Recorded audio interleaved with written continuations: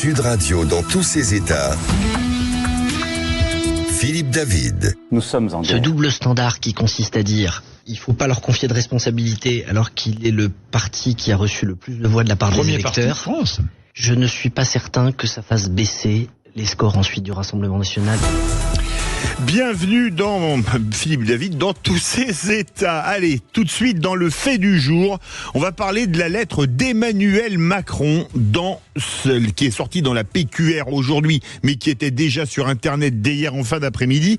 Que retenir de cette lettre? On va en parler avec Jean-Christophe Gallien, politologue et conseiller en communication. Dans le Ça balance, pourquoi la culture penche-t-elle à gauche? On a vu lors des législatives que tout le monde de la culture a pris, on va dire, le mort aux dents pour demander à faire barrage au Rassemblement national, voire carrément à voter pour le NFP. On en parlera avec Vincent Roy, journaliste, écrivain, ancien chroniqueur culture au Monde et à l'Humanité, désormais à causeur, son dernier livre, Retour à Kensington, publié au Cherche Midi. Et enfin, dans le face-à-face, ce sera après les perles et les bravos, on parlera d'un livre extraordinaire qui est sorti lundi, le livre noir des Jeux Olympiques, un livre de Romain Bolina, et je peux vous dire que ça balance énormément et on apprend énormément de choses. On se retrouve dans quelques instants. Sud Radio dans tous ses états. Philippe David. Sud Radio Berkov dans tous ses états. Le fait du jour. Dans Luce, oui, on a reçu une lettre. Elle n'était pas dans la boîte aux lettres, elle était sur Internet et elle est aujourd'hui dans la presse quotidienne régionale. C'est la lettre d'Emmanuel Macron, une lettre aux Français suite aux législatives. Nous allons la décrypter, cette lettre, avec Jean-Christophe Gallien, politologue et conseiller en communication. Bonjour. Bonjour Philippe. Bienvenue sur Sud Radio. Alors tout d'abord, que pensez-vous, vous le communicant, du mode de communication du chef de l'État? Une lettre dans la PQR, mais qui sort bien évidemment avant sur Internet. Bon, il faut contextualiser. C'est quelqu'un dont le président de la République qui est beaucoup intervenu pendant la campagne des européennes. On l'a vu partout, mais alors en images et en son. Oui. Et puis il a appuyé sur un bouton, celui de la dissolution, puis il a un peu disparu, à tel point que certains avaient presque lancé des avis de recherche. Rappelez-vous de cette émission à un moment donné. Et donc oui. Finalement, on l'a vu réapparaître, mais pas vraiment.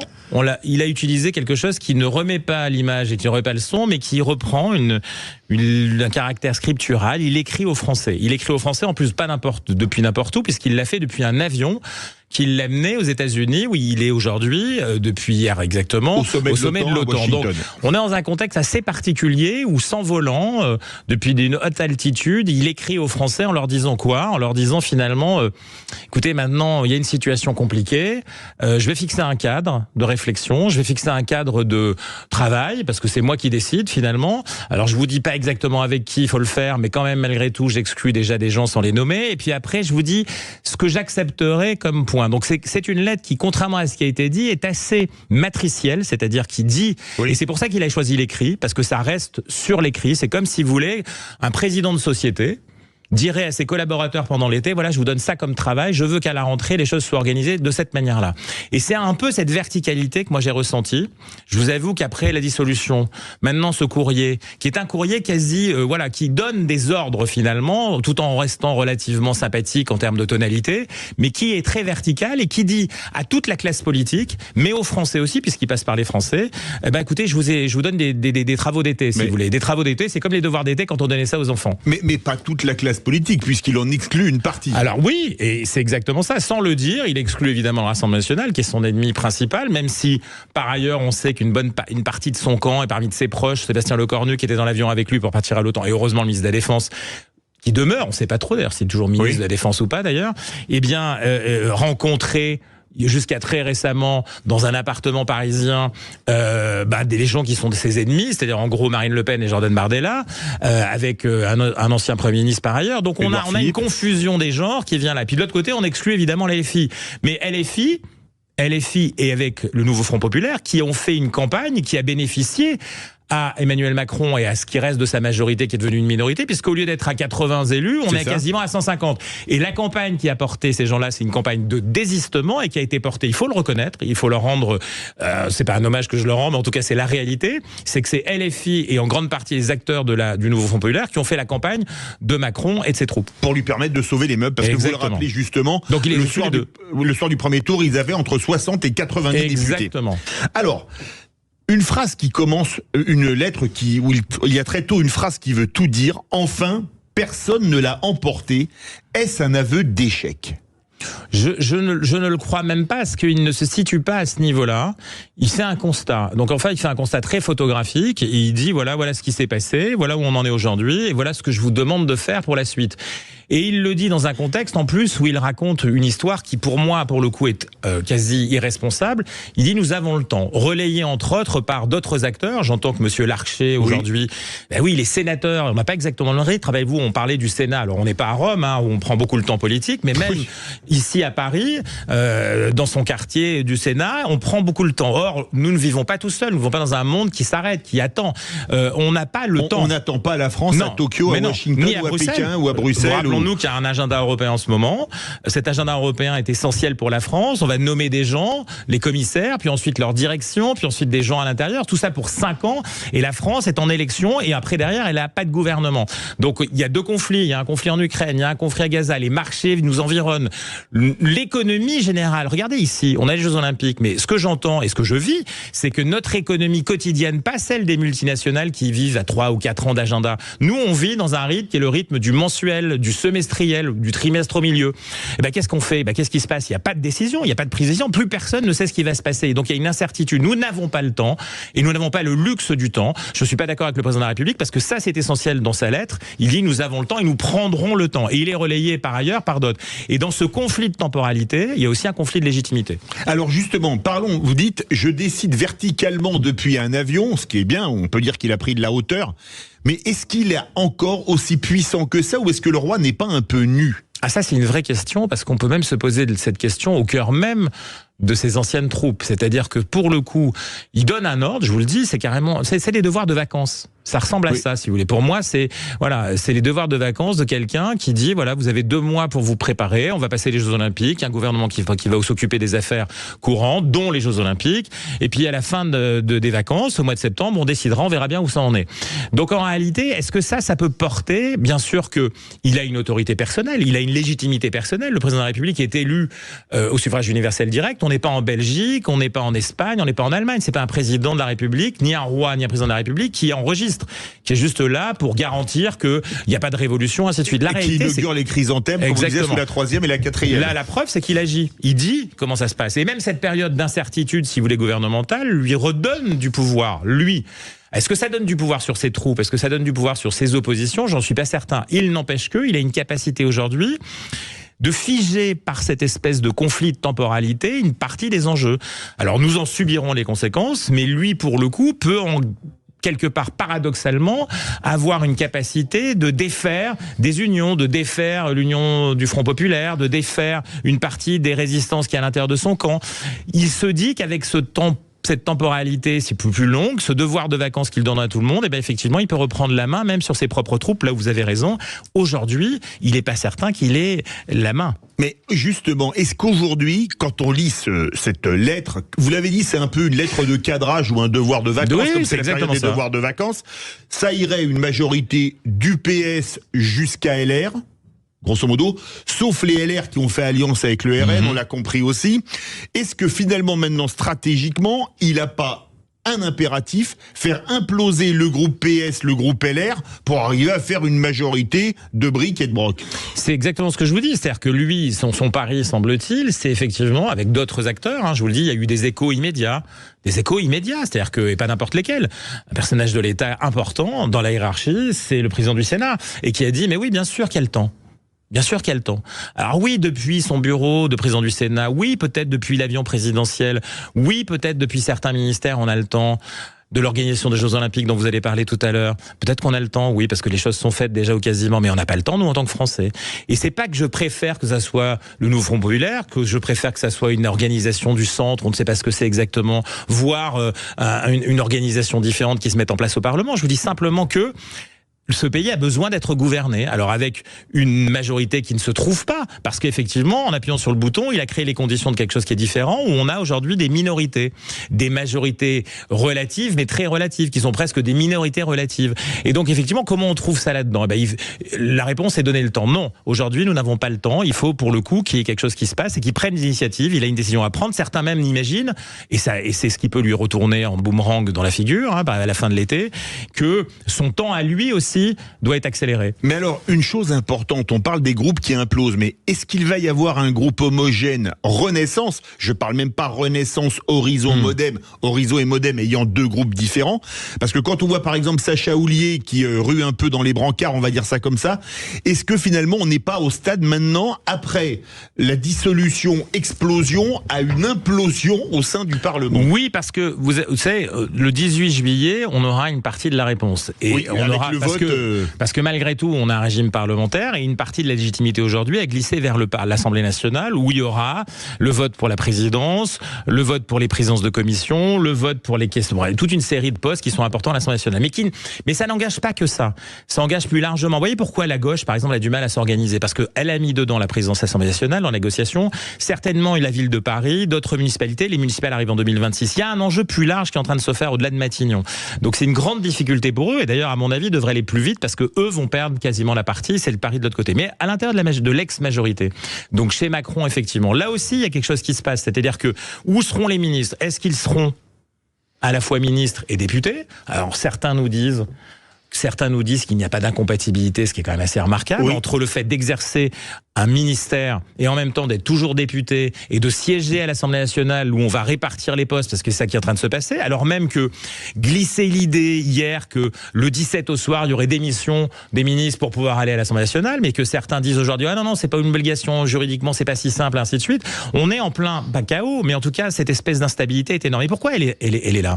Parce qu'en fait, on a accéléré le tempo institutionnel. Le président de la République, en faisant la dissolution, il a accéléré le phénomène. C'est-à-dire qu'en gros, il a projeté la France peut-être 6 mois, 1 an, 2 ans, 3 ans plus loin. Et donc, en fait, derrière, qu'est-ce qui se passe aujourd'hui ? On s'est mis dans le rythme du président de la République. C'est quoi ? Qu'est-ce que sont tous ces gens ? Finalement, les individualités se cachent derrière les groupes, derrière les partis politiques. Mais ils sont tous des individualités, avec le retour de beaucoup d'individualités. Laurent Wauquiez, François Hollande, Dominique Voynet, Jean-Luc Mélenchon, qui est toujours là, Olivier Faure. Ce sont des individualités. Gabriel Attal, Édouard Philippe. Et à quoi ils pensent, tous ces gens ? Ils pensent à 2027, à l'élection présidentielle. Et pour certains d'entre eux, Jean-Luc Mélenchon y compris, parce qu'il préférerait ça avant, ils pensent que ça devrait avoir lieu bien avant. Et que la prochaine dissolution, c'est pas la dissolution de l'Assemblée nationale, la dissolution de l'Assemblée nationale, c'est la dissolution de l'Élysée. Parce que la légitimité, ce conflit de légitimité dont vous parlez, ne pourra être résolu que dans ce contexte-là. Mais il y a une question qui se pose. Quand on lit cette lettre, on se demande si Macron n'est pas déconnecté des réalités, puisque dedans, il ne parle pas une minute de ce que demandent les Français. Parce que faire une majorité, c'est bien, mais il faut qu'il y ait un aspect programmatique quand même derrière. Vous savez, comme disait une marque de ravioli, l'important, c'est ce qu'il y a dans la boîte. Pas un mot sur l'insécurité, qui est quand même un des vecteurs majeurs de l'excellence corps du Rassemblement national. Est-ce qu'il n'est pas totalement déconnecté ? Je pense que sa lettre, je vous le redis, elle est une lettre très verticale d'organisation du travail. Un peu monarchique. Et pas loin, en tout cas, c'est maître d'école, si vous voulez. On est quasiment, alors là, pourquoi est-ce qu'on est 3e République ? Est-ce qu'on est quelque chose qui est... On a parlé beaucoup de la 4e. On n'est pas loin de ce contexte-là. Donc, est-ce qu'on est Napoléon III, la 3e ? Oui, on est quelque chose qui est pas si lointain que ça. Et donc, en fait, le maître d'école dit voilà ce que vous devez faire. Et je vous dis pas ce que vous devez mettre dedans, je vous dis comment vous devez le faire et avec qui vous devez le faire. C'est déjà pas mal. Après, il laisse effectivement la responsabilité aux partis politiques, on peut au moins lui laisser ça, d'organiser ce travail sur des bases. Et on a vu que ça et là, ça venait. Et de quoi il s'agit en fait ? En réalité, il s'agit de se dire, on voit bien que, alors Xavier Bertrand dit d'une certaine manière une espèce de gouvernement d'urgence, d'autres d'union nationale, d'autres temporaire pendant 1 an. Laurent Wauquiez dit non, mais moi je veux pas d'accord de gouvernement, je veux juste un accord de législature. Donc on comprend plus rien. Et en fait, en réalité, ça va être la grande difficulté. Et je pense que le président de la République, il sait très bien qu'il va y avoir ça. Il sait très bien qu'il y a un flou qui s'est jeté sur ce moment, qui peut durer. Le risque qu'il a, lui, c'est qu'effectivement, voyez ce que ça donne de l'autre côté. Qu'est-ce qu'on a dit depuis Quatennens ? Alors, je n'accepte pas du tout ça. Quatennens, avant-hier, il dit, on va organiser une marche sur Matignon. Alors, il ne veut pas dire qu'il va envoyer des gens, mais il fait glisser dans la tête des gens, et ça, c'est très dangereux, soutenu d'ailleurs par un certain nombre de membres, Monsieur Bompard, Mélenchon n'a rien dit là-dessus, mais il n'a pas contredit. Il met dans la tête et l'esprit des gens sur lesquels ils sont très performants. D'ailleurs, rappelons-nous qu'LFI est très performant sur certaines populations, certaines géographies, des aspects démographiques, des jeunes en particulier, que à un moment donné, quand on n'est plus d'accord et que quelqu'un ne fait pas ça, on peut, à juste titre, marcher sur une institution. Matignon, pourquoi pas demain l'Élysée ou l'Assemblée nationale. Ça, c'est très dangereux. Mais quelque part, en jouant de ce tempo, en rallongeant le temps, en disant mais oui, on a le temps, mais oui, on a le temps. Non, nous n'avons pas le temps parce qu'il y a beaucoup de tensions et qu'on a fait voter les Français 2 fois et qu'on va pas les faire voter, j'espère, au mois de septembre, mais qu'en tout cas, sur autre sujet, on pourrait les faire voter sur autre chose. Moi, pendant le trimestre qui vient, bien sûr pas à l'Assemblée nationale, mais il y a une autre élection, je vous le disais tout à l'heure, le président de la République, il a d'autres initiatives potentielles et donc finalement... Celle de démissionner ? En tout cas, il lui reste plus d'armes, à part le temps.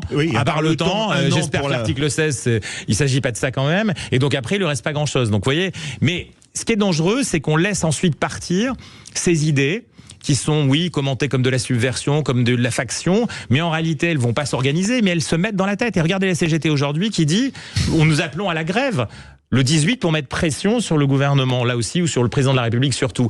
Donc, on jette en ce moment sur un temps où on devrait, pour le coup, prendre des décisions. Gouverner, c'est décider, disait Valéry Giscard d'Estaing, que je connaissais bien. Eh bien, c'est la réalité. Gouverner, c'est décider. C'est pas décès du temps à la Mitterrand. Voilà. Le temps au temps, non, ça n'existe pas. On a vu où ça nous menait d'ailleurs. La réalité, c'est qu'il faut qu'on prenne des décisions, quelles qu'elles soient, et que les gens soient face à leurs responsabilités. Si c'est ingouvernable, motion de censure à la clé, on saura qu'il faut provoquer autre chose et au moins on saura. Mais si c'est pour juste ne rien faire, expédier des affaires courantes ad vitam aeternam, vous vous rendez compte où on va aller ? Merci beaucoup Jean-Christophe Gallien, politologue et conseiller en communication, qui ne nous rassure franchement pas sur l'évolution de la situation politique. Merci à vous. Tout de suite, on va parler du monde de la culture, qui s'est vraiment prononcé à la quasi-unanimité contre le RN et surtout parfois même carrément pour le nouveau Front Populaire. Et on va se poser cette question, pourquoi le monde de la culture est-il aussi à gauche ? On en sera avec Vincent Roy, journaliste, écrivain, ancien chroniqueur culture au Monde, à l'Humanité et désormais à Causeur. Vous voulez réagir, le 0826 300 300. Sud Radio dans tous ses états. Philippe David. Sud Radio dans tous ses états. Che Guevara, s'il y a un domaine dans lequel la gauche a encore une hégémonie, c'est bien la culture. Selon une étude datant de début de juin pour le Cevipof, la Fondation Jean Jaurès et l'Institut Montaigne, 64% des personnes travaillant dans les arts et les spectacles votent à gauche, 16% pour Renaissance, 7% pour LR et 13% pour le RN. Dans le même temps, le banc et l'arrière-ban des milieux culturels sont montés au créneau, bien évidemment pour appeler à battre le RN, mais aussi parfois en prenant parti carrément pour le nouveau Front Populaire en vantant son programme culturel. Nous sommes en compagnie de Vincent Roy, journaliste, écrivain, ancien chroniqueur culture au Monde, à l'Humanité et désormais à Causeur. Son dernier livre, Retour à Kensington, publié au Cherche Midi. C'est un excellent roman. Vincent Roy, bonjour. Bonjour. Bienvenue sur Sud Radio. 64% des professions des arts et du spectacle qui votent à gauche. C'est la partie professionnelle qui vote le plus à gauche, plus que les enseignants. Est-ce que c'est une surprise pour vous ? Pas du tout. Pas du tout. Vous avez, alors prenons un peu de hauteur d'entrée. Vous avez un imaginaire de gauche qui s'est installé depuis très longtemps dans notre pays. Il est constitué de quoi ? Écoutez, je vais citer tout de suite, non pas un auteur de droite, mais précisément un auteur de gauche. Édouard, ces gens veulent voir la réalité telle qu'ils sont. C'est ça le problème de la gauche. C'est-à-dire que vous avez une sociologie d'individus qui sont, la plupart du temps, des urbains. Plutôt jeunes. Vous regardez la carte de France, les urbains plutôt jeunes, vous voyez d'ailleurs où se trouve le vote RN et où se trouvent les votes de gauche, oui. Vous allez comprendre que ce sont majoritairement... Les grandes métropoles et les centres-villes. Les grandes métropoles, c'est un vote très féminin. Il faut pas l'oublier, en termes de culture, ce sont les femmes préoccupées d'écologie, beaucoup plus que les hommes, en général post-capitalistes ou qui veulent mettre à mal toute idée de capitalisme, qui vont majoritairement s'intéresser à la culture avec ce que je vous disais, c'est-à-dire cet imaginaire de gauche. Le problème de la gauche, c'est le réel. Vous savez, la candidée de réel, c'est quand on se cogne. On a l'impression qu'ils se cognent pas souvent et que le réel leur échappe d'une certaine manière totalement. Vous avez parlé de la durée. Est-ce que la gauche Saint-Germain-des-Prés dont on parlait dans les années 50 Non, c'est avec fini, ça. Boris Vian, Juliette Gréco, Non. etc. C'est plus la même C'est gauche fini. culturelle. D'abord, celle dont vous parlez là était une certaine gauche que je qualifierais de plus anard, si vous voulez. Oui. Aujourd'hui, Boris Vian, par exemple. Boris Vian, par exemple. Donc, il y avait également chez Juliette Gréco, puisque Oui. vous citiez Juliette Gréco, cette immense liberté, etc. On était, d'une certaine manière, dans la jouissance. La gauche d'aujourd'hui, elle a renoncé à la jouissance, et vous savez pourquoi ? Parce que jouir, Non. c'est bourgeois. Ah oui. Et vous aviez un papier de Michel Guérin dans Le Monde, il y a pas longtemps, qui disait, tiens, ça y est, toute cette gauche, on vient de l'observer, elle a déserté cette grande idée de liberté et de jouissance, parce que c'est trop bourgeois. C'est un peu capitaliste, si vous voulez. Excusez-moi, Vincent Roy, vous me remettez en mémoire un slogan de mai 68. Alors, j'avais même pas 2 ans en mai 68. Oui. C'était vivre et jouir sans entrave. Oui, vous avez vu que tout ça a été terminé. Et pourquoi ça s'est Mais terminé? parce que vous appartenez maintenant, lorsque vous êtes raisonnablement de gauche, pour utiliser une formule, vous appartenez au camp du bien. Jouir, c'est un processus bourgeois. Vous devez être d'une certaine façon laborieux. Vous comprenez ? C'est fini tout ça. Voltaire, le XVIIIe siècle français, vous oubliez. Cette liberté essentielle, elle est terminée. Pour l'homme de gauche aujourd'hui, il est préoccupé. Il a des préoccupations écologiques, il a des préoccupations morales. Il est d'une certaine manière malheureux. Vous savez, Proust disait, faut se méfier, les gens malheureux sont très moraux. Ça, c'est vrai en plus. Être de gauche, est-ce que c'est impératif dans la culture, vous qui avez été chroniqueur culturel, notamment au Monde et à l'Humain? Attendez, ça dépend. Si vous travaillez dans le cinéma, vous pouvez très bien faire semblant d'être de gauche. En réalité, ce qui vous intéresse, c'est quand même les chiffres de vos films et leur financement. Donc, l'avance sur recette qui est vitale. Ah ben oui, là, vous avez bien vu d'ailleurs durant cette dernière élection, je parle des législatives, beaucoup de gens de gauche se sont déclarés, vous l'avez vu, mais Oui. beaucoup aussi se sont tus. Il faut, et il faut peut-être également écouter ceux qui se sont tus, pas seulement ceux qui ont parlé. Ceux qui ont parlé n'avaient manifestement rien à perdre, ceux qui se sont tus avaient quelque chose à perdre, à prendre la parole. Alors, vous avez été chroniqueur et critique littéraire au Monde et à l'Humanité. Quelle vision de la culture a-t-on dans les médias de gauche? Le Monde et l'Humanité, c'est en 2 salles, 2 ambiances en termes de gauche, mais quand même. Je n'ai jamais vu des gens aussi intéressés par l'argent qu'à l'humanité. Ah oui. Ben, je vous le dis tout de go. Ah, c'est assez amusant, oui. Oui. Ça, l'argent compte beaucoup. C'est un journal dans lequel on ne parle que d'argent. C'est très curieux, non? Oui. Ben c'est comme ça. Alors, la vision de la culture à l'humanité, c'est très simple. Alors, une chose. Dans mes chroniques à l'Humanité, j'ai toujours été libre. Jamais personne ne m'a dit non, il faut pas chroniquer tel livre, il faut pas chroniquer tel autre. J'ai toujours été libre. Donc il faut rendre à César ce qui appartient à César. Je critique d'un côté et je dis le réel de l'autre. Encore une fois, moi j'ai pas peur du réel. Au Monde d'ailleurs de la même manière. Mais il m'est arrivé une aventure au Monde qui est assez intéressante. Un jour, je chronique un roman qui était un roman d'amour. Bon, et je dis, tiens, voilà un auteur qui manifestement aime les femmes. Et là, j'envoie mon papier, et là, je reçois tout de suite un coup de fil. On me dit, mais vous savez, Vincent, on ne peut plus dire ça aujourd'hui. C'était il y a 10 ans. Je dis, qu'est-ce qu'on peut plus dire? Qu'un homme aime les femmes? Non, c'est pas possible. Il faut trouver une autre formule. Curieux, non? C'était un des premiers signaux. Mais il y a aussi des femmes qui aiment les hommes, faut le dire. C'est pire que tout, là, pire que tout. Quand on écrit sur Causeur comme vous aujourd'hui, on salue d'ailleurs notre amie Elisabeth Lévy qui fait partie des Vraies Voix. Qu'est-ce qui change par rapport au Monde ou à l'Humanité? Qu'est-ce qui change par rapport au Monde ou à l'humanité? Elisabeth Lévy vous dira pas c'est un homme qui aime les femmes, ça me pose problème, ou le contraire. Ça c'est clair. Voilà, par exemple, non, ce qui change, non, je vous ai dit que j'avais une totale liberté à l'humain, j'en ai eu une pour toute une part au Monde aussi, et je l'ai aujourd'hui. Non, il y a pas, non, je pourrais pas dire que quelque chose change de manière radicale. Alors, pour ce nombre de gens, c'est très important. 64% des personnes des arts et du spectacle qui votent à gauche. Oui. Est-ce qu'il n'y a pas une question qui se pose? C'est que dans le monde du spectacle, il y a 286 000 intermittents.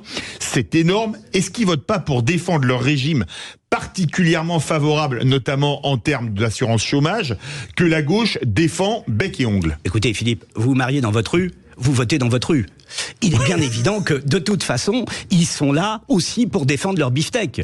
Et ils pensent, sans doute à tort d'ailleurs, ils pensent que seule la gauche va préserver cette intermittence du spectacle qui a souvent été remise en cause, effectivement, par la droite. Mais est-ce qu'elle y toucherait? Je suis pas sûr. Mais il est bien évident que les intermittents, en masse, pensent que c'est la gauche qui va sauver leur statut. Et qui sauvera toujours leur statut. Donc on vote beaucoup par intérêt, en plus que de l'idéologie. Comme... Pas plus dans cette corporation que dans une autre. Alors, le magazine Beaux-Arts, il a fait un papier dithyrambique sur le programme culturel du nouveau Front Populaire, j'ai lu le papier, qui promet de porter le budget public consacré à l'art, la culture et la création à 1 point de PIB par an, soit 28 milliards d'euros. Oui. Alors ça fait une multiplication colossale de l'enveloppe actuelle, hein, qui est à 4,4 milliards. Oui, c'est ce que j'allais vous dire. Donc ça fait 6 fois plus, un peu plus de 6 fois plus. Oui. Est-ce un budget crédible et surtout qui pourrait être utile à la culture? On va où? Non mais attendez, on va où avec ça? On va où? Comment on les trouve, les 24 milliards? Il y a des dépenses, mais il n'y a pas de recettes qu'on met en face. 24 milliards, ça fait 4 porte-avions Charles de Gaulle. 4-5 porte-avions, remplaçant du porte-avions Charles de Gaulle. C'est beaucoup et d'argent. tout ça pour promouvoir quel type de culture? La culture woke, parce que vous savez, la gauche, elle a pris 2 vagues. Vous parliez de 68 tout à l'heure, donc il y a eu tout ce mouvement 68. Et puis après, est arrivée progressivement cette vague de wokisme qui a complètement pris l'université gangrénée par ce wokisme. Songez que, il n'y a pas longtemps, des agrégatives en lettres ont refusé de commenter un poème de Ronsard au motif qu'il s'agissait d'une apologie du viol. Ah oui, du Ronsard, oui. Du Ronsard, hein. Oui. Moi, en taureau blondissant, j'aimerais te couvrir. Oh là là! Apologie du viol, c'était absolument terrible. Et vous avez ça. Alors, ça se répand, ce wokisme.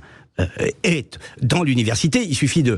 vous avez un auteur qui a très bien parlé de tout ça, parce que tout ça nous vient quand même des États-Unis, de Nord-Amérique. Hein. Vous avez quelqu'un comme Philippe Roth qui a magnifiquement parlé de tout ça. Donc vous avez ce wokisme qui gangrène totalement l'université, mais pas simplement.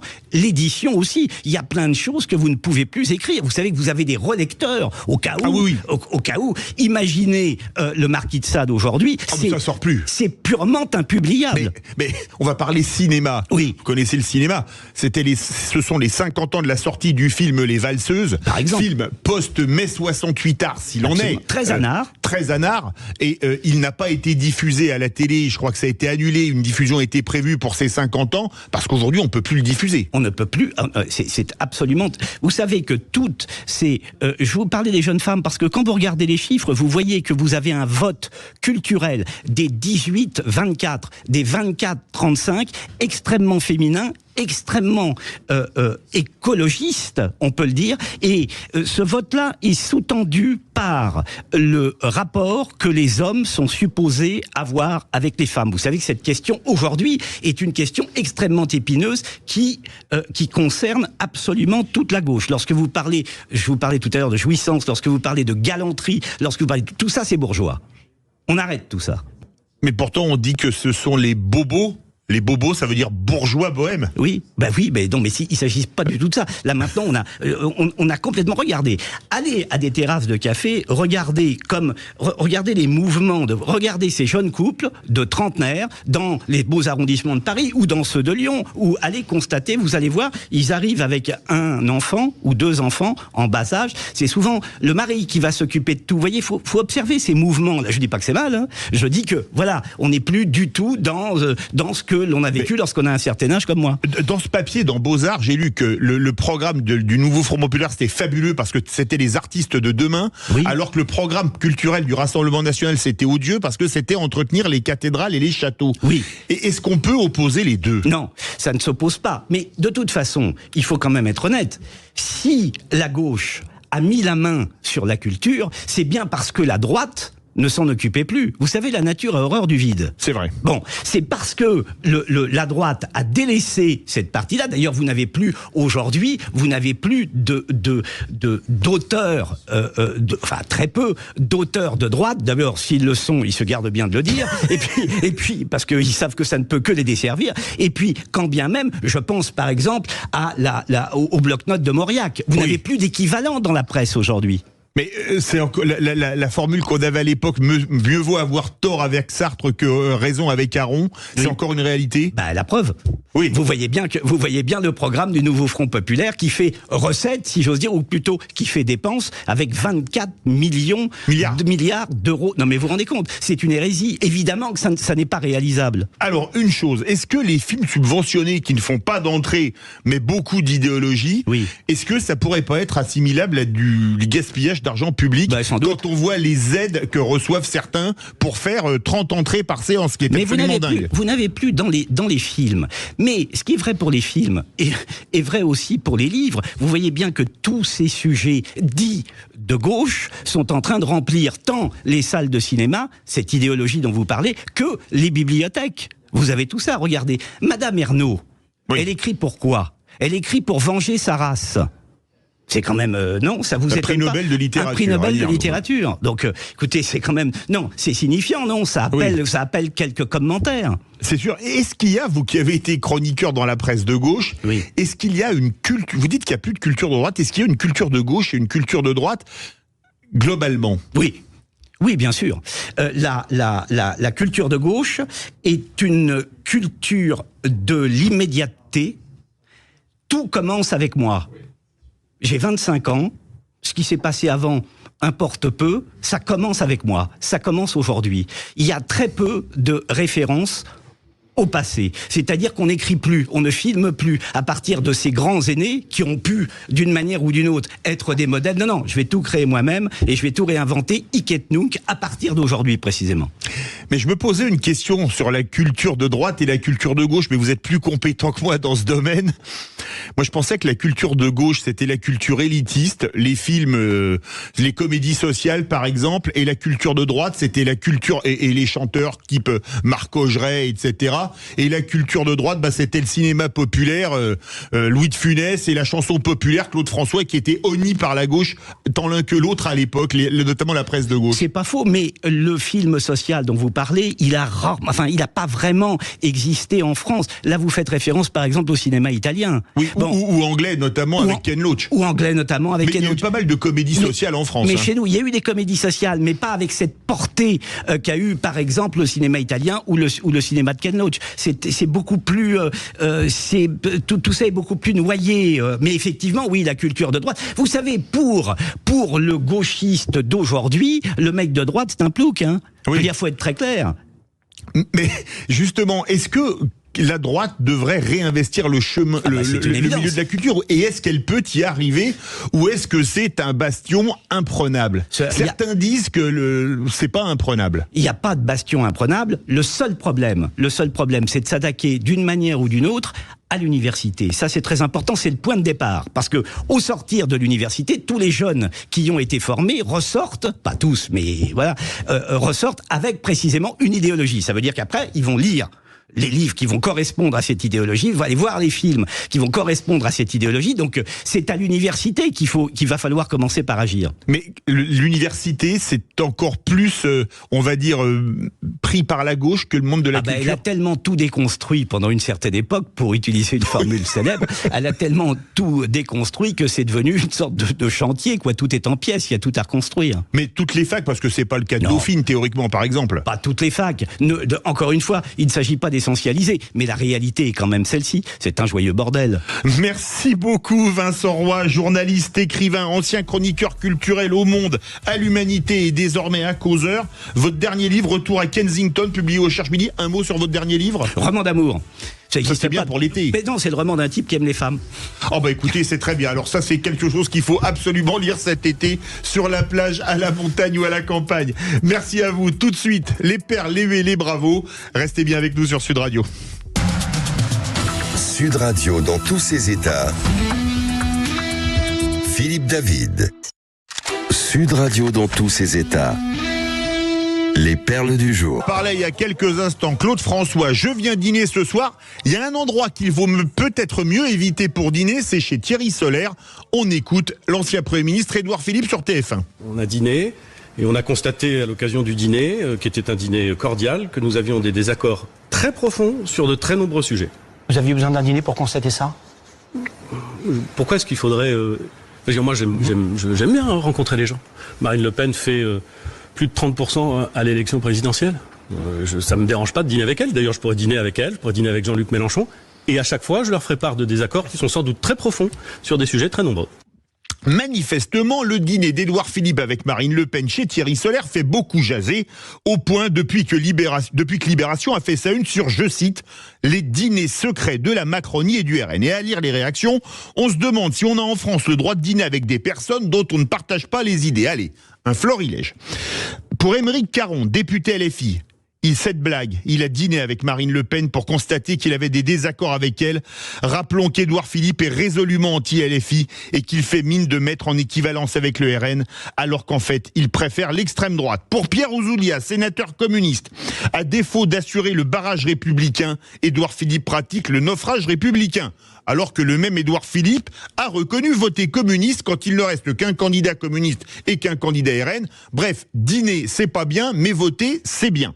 Pour l'eurodéputé écologiste Karima Delli, je cite, c'est lamentable. Qui imaginait De Gaulle dîner, alors Alain Parfait, il y a une grosse faute de français, avec Pétain pour comprendre la France. Ça fait longtemps qu'on n'avait plus entendu parler de Pétain, tiens d'ailleurs. Même Valérie Pécresse a déclaré, je cite, j'ai le sentiment que quand même, quand on va dîner avec quelqu'un, quand on partage le pain avec quelqu'un, c'est un peu qu'on est proche. Donc non, je ne dirais pas moi avec Madame Le Pen ou Monsieur Bardella. Mais on n'a pas entendu tous ces gens s'indigner quand Jean-Luc Mélenchon est allé à l'anniversaire d'Éric Zemmour. Pareil pour les dîners de Bousquet chez un des organisateurs de la rafle du Veldiv, à Latché chez François Mitterrand. Ou encore pour les rencontres entre Olivier Besancenot et Philippe Poutou et Jean-Marc Rouillant, un des terroristes d'Action Directe condamné à perpétuité. Quand des insoumis accueillent triomphalement à Roissy le terroriste palestinien Salah Hamouri, c'est autorisé? Bon alors si ça marche pour les terroristes d'Action Directe, il n'y a pas de raison que ça marche pas pour les terroristes palestiniens.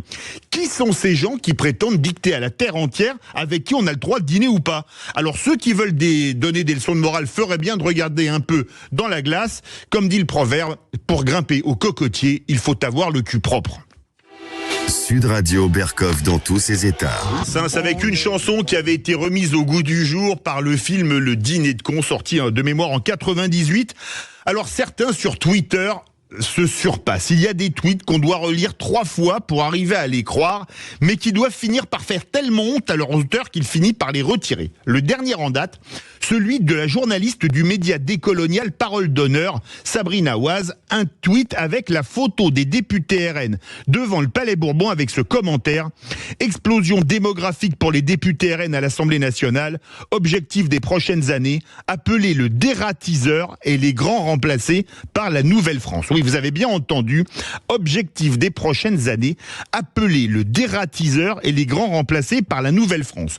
Un tweet tout en nuances, vous pouvez en convenir, mais le terme dératisé pour parler d'êtres humains, n'est-ce pas honteux?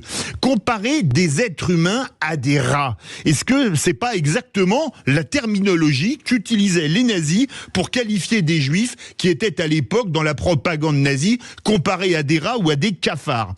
Et certains osent utiliser ce type de propos.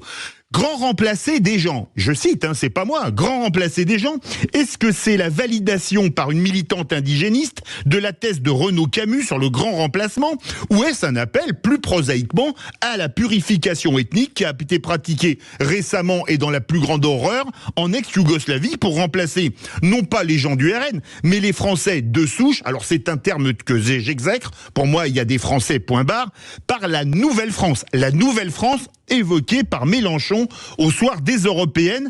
Alors, manifestement, certains souffrent d'incontinence tweetesque au point de retirer leurs tweets qui donnent franchement envie de vomir. Honte à eux.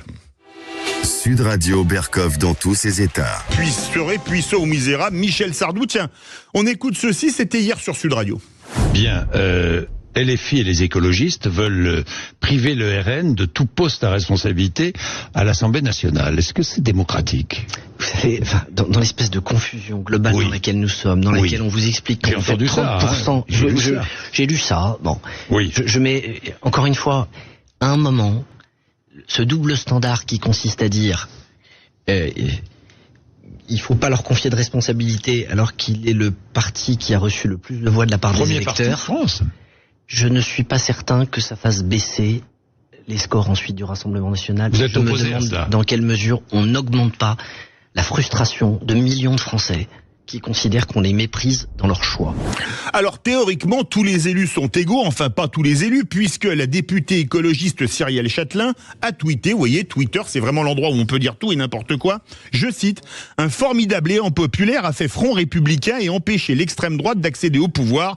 Nous devons à notre République de prolonger cet élan jusque dans les choix des dirigeants de l'Assemblée nationale. Les députés écologistes appellent à continuer le barrage dès la rentrée parlementaire. » Bref, en clair, pour la députée écologiste, ses collègues élus sous l'étiquette du RN ne sont pas des députés jouissant de la même légitimité que les autres députés, élus ces 2 derniers dimanches au Palais Bourbon, ce qui signifie par déduction que leurs électeurs sont des sous-citoyens. Si on utilisait une terminologie macroniste, on pourrait supposer que ce sont des gens qui ne sont rien. Mais qui sont ces gens qui veulent bannir des postes de l'Assemblée nationale des représentants d'un parti qui a rallié le plus d'électeurs, comme le disait Christophe Béchu chez Jean-Jacques Bourdin hier, aux législatives et aux européennes. Sans le nouveau Front populaire, les écologistes auraient eu tout au plus quelques députés, puisque, faut-il le rappeler, il y a 1 mois et 1 jour, ils ont rallié péniblement 5% des électeurs lors des européennes, quand le RN en a rassemblé près de 6 fois plus. Liberté, égalité, fraternité. Manifestement, Cyrielle Châtelain a oublié l'égalité. Elle est donc peut-être sortie de l'arc républicain. Tout de suite, un livre exceptionnel, le livre noir des Jeux Olympiques, un livre de Romain Molina. Et Dieu sait si on en apprend notamment sur Paris 2024. Vous voulez réagir ? Manu attend vos appels au 0826 300 300. Sud Radio. Sud Radio. Parlons vrai. Parlons vrai. Sud Radio. Parlons vrai. Sud Radio dans tous ses états. Le face-à-face. Olympique, on va désormais parler des Jeux Olympiques de Paris 2024 qui arrivent à grands pas avec une personne que vous connaissez bien, un des rares journalistes d'investigation dans le milieu du sport. Romain Molina est avec nous. Bonjour Romain. Mais merci pour l'invitation. Avec plaisir. Alors avant de parler de votre dernier livre, le livre noir des Jeux Olympiques, publié chez Exuvie, il est sorti lundi. On va rappeler, c'est pas votre coup d'essai, certains de vos ouvrages, l'industrie du football, FIFA, criminalité et politique, The Beautiful Game, foot, guerre et politique, Yémen, les guerres des bonnes affaires. Alors on va d'entrer dans le vif du sujet, Romain. Pourquoi vous êtes-vous spécialisé dans les enquêtes sportives ? Parce que tout simplement, ça fait 13 ans maintenant que j'arpente ces couloirs-là et quand on cherche à comprendre, on se dit mais c'est pas possible. Enfin, c'est ce qu'on voit, c'est énormément de relations publiques, de cabinets de communication et c'est très loin d'être la vérité. On se rend compte en fait qu'il y a plein d'affaires criminelles potentiellement dans le monde entier sur le sport. Et moi, mon but un peu, c'est de les relier, de montrer que ce ne sont pas simplement des événements isolés. Donc entre la mauvaise gestion, les abus et autres, la corruption, les matchs truqués, c'est assez délirant. Et le problème, c'est que souvent le monde du sport s'affranchit de toutes les lois, outre les siennes. Et est-ce que vous n'êtes pas un peu tout à la fois un journaliste et un lanceur d'alerte ? Bon, je sais pas, mais en tout cas, il y a un énorme problème dans le milieu sportif. Et ça, la commission d'enquête de l'Assemblée nationale sur le dysfonctionnement des fédérations sportives en France l'avait montré avec un rapport au vitriol en janvier dénonçant une omerta absolument incroyable et un entre-soi presque inimaginable. Comme je le répète souvent, le monde du sport opère uniquement avec ses propres lois et se fiche bien des lois de différents pays. Preuve en est avec la FIFA ou le comité le CIO qui s'affranchit, eux, de toutes les lois dans le monde entier.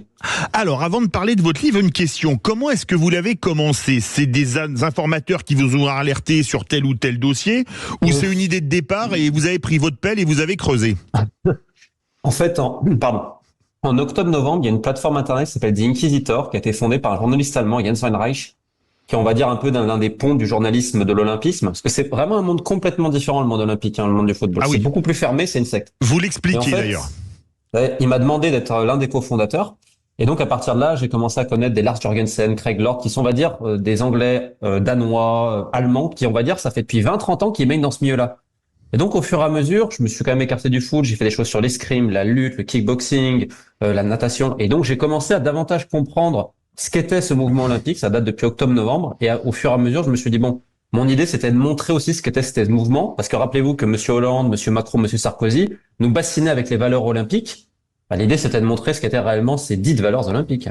Alors, vous y allez très fort et on va après analyser point par point entre les budgets ubuesques, les arrangements entre amis politiques financiers, les infrastructures inadaptées aux épreuves. Vous y allez très fort. Est-ce que vous n'êtes pas un peu pessimiste ou vous espérez que les choses puissent s'améliorer un jour, Romain Molina ? Mais je serais le premier ravi si ça se passait bien. Alors, le problème qu'on a, c'est soit on se tait, c'est beaucoup plus commode, sauf que le silence permet l'impunité. Mais moi, je serais le premier ravi, je serais le premier à féliciter les gens quand ils travaillent bien. Il y a des choses bien qui sont faites parfois ici et là. Par contre, là, dans le dossier qui nous intéresse, on a un amateurisme qui est débordant. Alors, on va commencer par parler d'un sujet qui fâche, l'argent, les dépassements de budget. Rien que pour les JO paralympiques, il a fallu une rallonge de 33 millions, c'est ça? Oui, récemment. Mais à chaque fois, on voit qu'il y a des rallonges. Et le problème étant, et là, c'est quand même un mensonge d'État, les Jeux Olympiques n'ont jamais généré des bénéfices dans l'histoire. C'est-à-dire que on nous a fait croire que Paris 2024 allait réussir ce que les États-Unis ont raté, la Russie a raté, la Chine, la Corée du Sud, le Royaume-Uni et le Japon. On est vraiment fort quand même en France. Sachant qu'il faut rappeler qu'à l'époque de Grenoble et Albertville, ça a été des trous financiers de voir l'augmentation des impôts locaux, notamment à Grenoble, où je crois qu'ils ont mis 26 ans avant de tout rembourser. Et donc, on nous a fait croire que la France qui avait raté, toutes ces grandes puissances qu'on raté, nous, Paris 2024, avec la bande de génie qu'on a mis, on allait réussir à faire un miracle.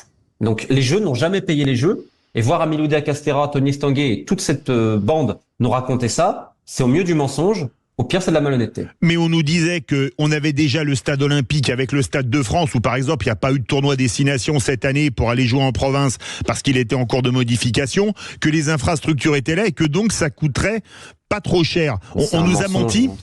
Mais c'est un mensonge éhonté parce que c'est un numéro de communication où, encore une fois, on a des gens qui vont employer des boîtes de relations publiques externes pour faire passer des messages avec des études dites indépendantes pour évoquer un ruissellement sur l'économie française. Mais je vais juste vous dire un exemple qui, moi, m'avait choqué. Ils avaient dit que le comité d'organisation, son financement allait être privé, je crois, vers 97% ou 96%. Sauf que s'ils avaient oublié de préciser quelque chose, c'est que ces dépenses-là, elles ne prennent pas en compte toute la politique de structure qui, elle, sera financée par de l'argent public. Alors on va dire, ok, c'est bien, ça peut servir à l'ensemble des Français, on est d'accord. Mais en quoi les Français vont être impactés par le fait d'essayer de remettre à neuf un parc à la Courneuve pour faire l'épreuve de tir, on met 15 millions, et puis on se rend compte quelques mois après, ah non, en fait, c'est trop petit, on peut pas mettre le public, donc en fait, on va aller à Châteauroux, parce qu'on a déjà fait le Centre national du tir. Donc à quoi ont servi ces 15 millions, par exemple? C'est hallucinant. Et ils n'avaient pas pensé avant qu'il y avait... Mais justement, vous dénoncez dans votre livre l'amateurisme et le copinage. Alors là, vous avez un exemple, parce qu'il y a plusieurs exemples emblématiques. On a parlé du tir qui est parti de la Courneuve à Châteauroux. Est-ce que vous avez d'autres exemples à nous expliquer en termes d'amateurisme et de copinage, Romain Molina? Déjà, même avant ça, il y a les mensonges. Rappelez-vous la gratuité des transports. On devait refaire la tour Montparnasse aussi. C'était noté. Ah oui. La tour Montparnasse, elle n'a pas été refaite. On évoquait des nouvelles lignes de métro. Bon, non plus, ça n'a pas vraiment été le cas. Donc, alors, il y en a certaines qui ont été construites ou qui sont en construction, ou agrandies. 1,5 sur 4.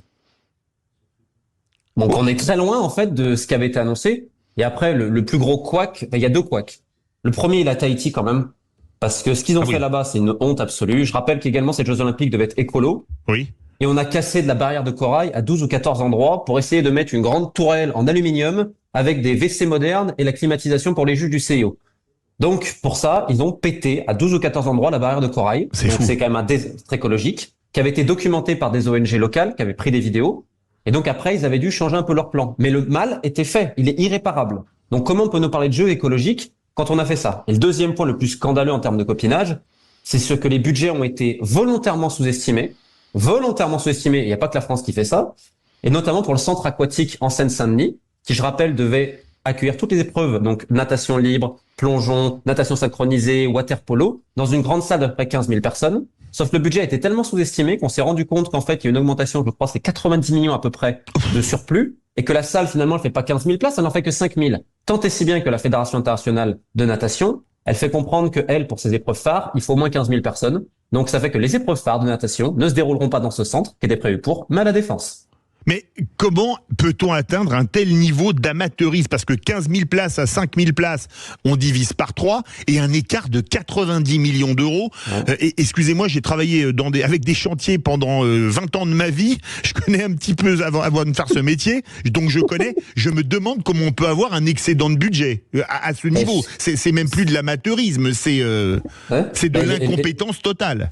Et le plus grave, c'est Amilou Di Castera qui avait répondu à complément d'enquête. Lorsque complément d'enquête s'était indigné des salaires mirobolants de certaines personnes du comité d'organisation, elle avait dit la compétence, ça se paie. Alors j'aimerais savoir ce qu'elle a payé, Madame Di Castera. Est-ce que nous autres Français avons payé comme compétence quand on voit ça? Et un autre désastre absolu, Et là, sur le copinage, c'est les appels d'offres pour les sous-licences. C'est-à-dire qu'au niveau marketing, le comité d'organisation vend des licences, par exemple au slip français, au coq sportif, afin d'établir les listes et tous les produits dérivés. Je conseille à tous les gens qui nous écoutent d'aller sur le site internet de la boutique. Ils vont découvrir des slips verts à 42 €, des chaussons à 87 €, des chaussettes, 2 paires de chaussettes à 54 €. Enfin, c'est absolument délirant, c'est un désastre, avec des produits en plus parfois qui sont immondes.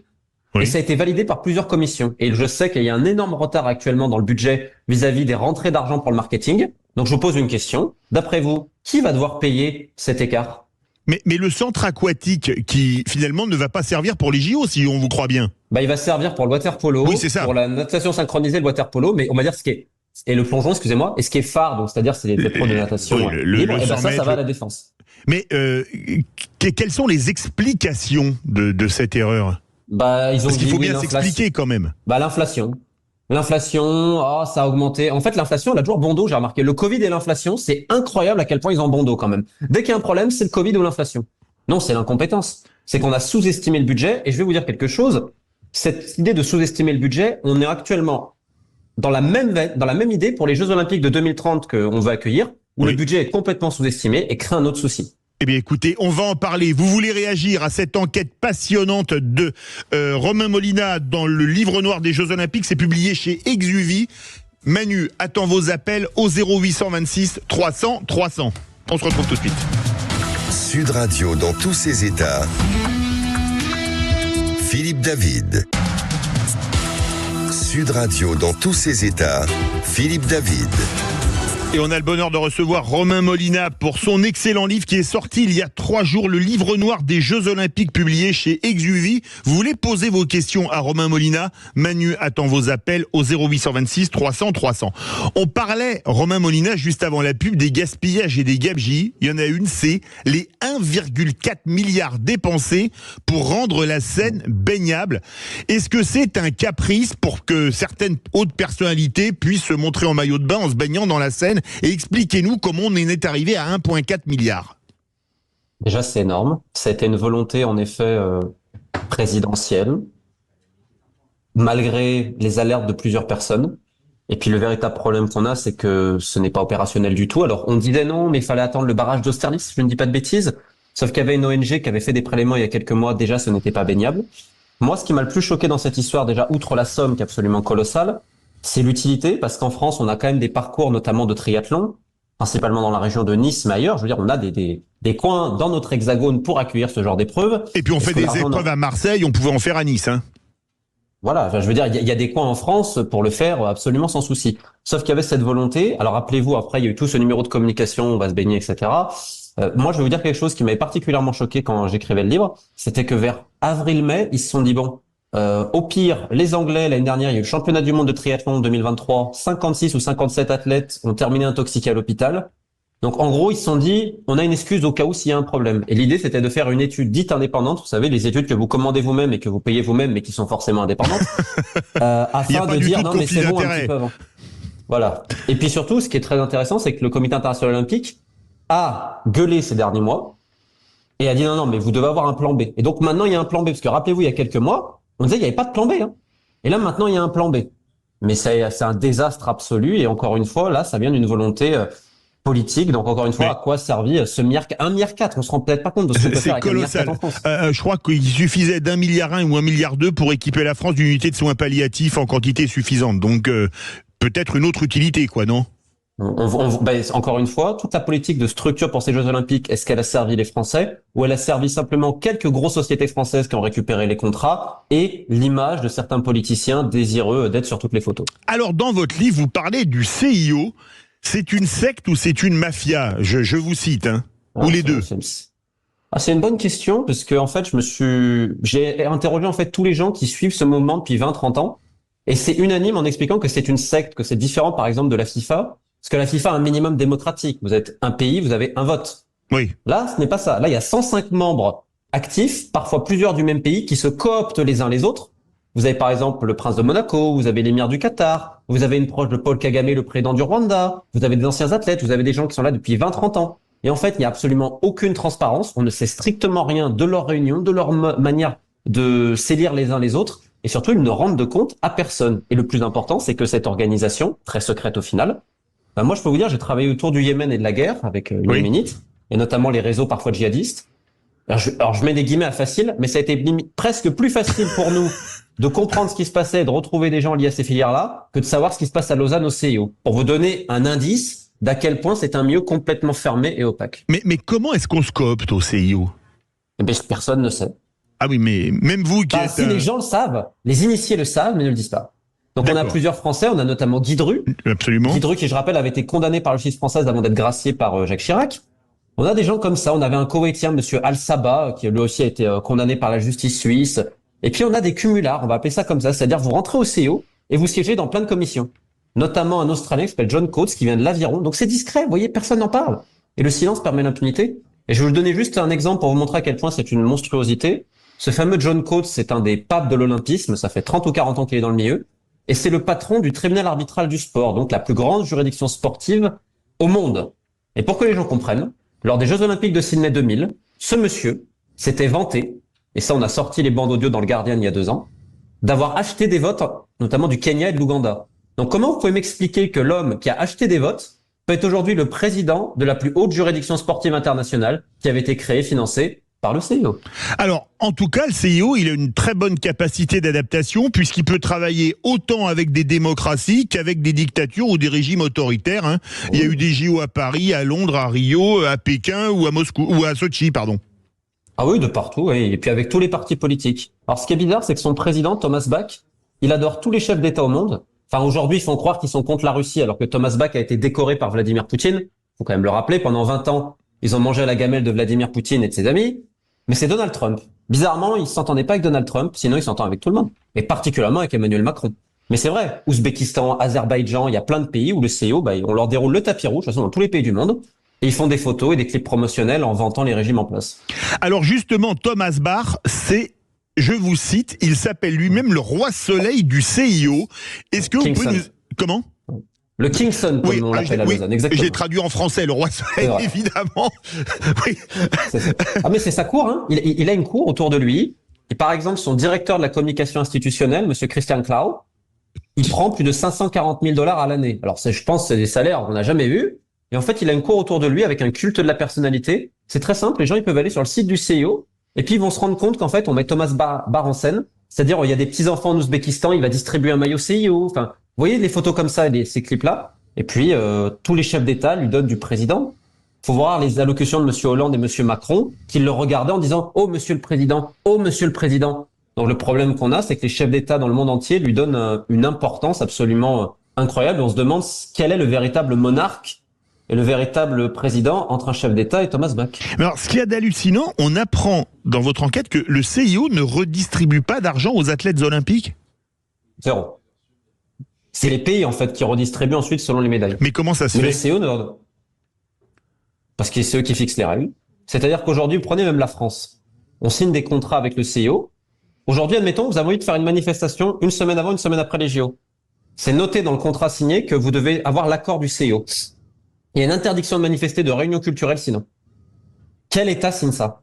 Eh ben, tous les États signent ça. C'est-à-dire que le CIO dicte ses lois, ne redistribue rien, c'est-à-dire autorise uniquement ses propres sponsors, gère toute la diffusion. En fait, le CIO est toujours gagnant à la fin et ne redistribue rien aux athlètes. Et le pire, c'est qu'ils ont fait signer aux athlètes que s'ils tombent malades, blessures, etc., eux, ils s'en déchargent de tout. C'est au risque des athlètes.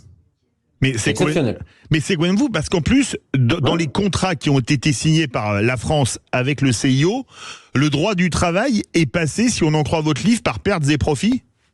Ah oui. Le repos dominical, vous pouvez oublier. Les heures supplémentaires, les 35 heures, vous oubliez aussi. Il y a plein de lois comme ça que le CIO a voulu. Et quelque part aussi, l'État s'en sert pour faire passer des fois certaines choses. Mais là, en termes de droit du travail, on a cassé beaucoup de choses pour le CIO. Et je rappelle également que toutes les données personnelles des utilisateurs liées aux Jeux Olympiques peuvent être transmises et seront transmises au CIO, qui peut même les faire utiliser par des tiers appartenant au CIO. C'est noté dans le contrat signé de ville haute. Mais le CIO n'a pas que des défauts, il a quand même des qualités. Il permet d'organiser les JO quand même.